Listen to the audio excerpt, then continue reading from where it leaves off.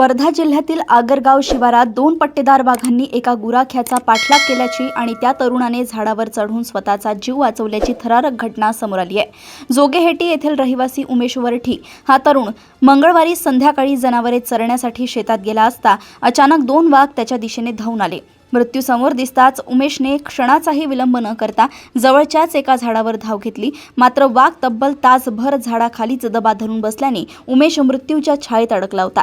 याच दरम्यान त्याने झाडावरूनच मित्राला फोन करून मदतीची याचना केली, परंतु दुर्दैवाने मोबाईलची बॅटरी संपल्याने संपर्क तुटला। सुदैवाने मित्राने आधीच गावकऱ्यांना घटनेची माहिती दिली होती। ग्रामस्थांनी हातात काठ्या घेऊन घटनास्थळाकडे धाव घेतली आणि आरडाओरड सुरू केला। गावकऱ्यांचा वाढता गोंधळ पाहून अखेर दोन्ही वाघांनी जंगलाच्या दिशेने पळ काढला, ज्यामुळे उमेशची सुखरूप सुटका झाली।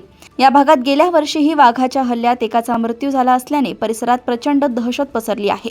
वन विभागाने तातडीने गस्त वाढवून ठोस उपाययोजना कराव्यात अशी मागणी आगरगाव परिसरातील शेतकरी आणि ग्रामस्थांनी केली आहे। कारंजा घाडगे येथून गौरव सोमकुवर यांची रिपोर्ट।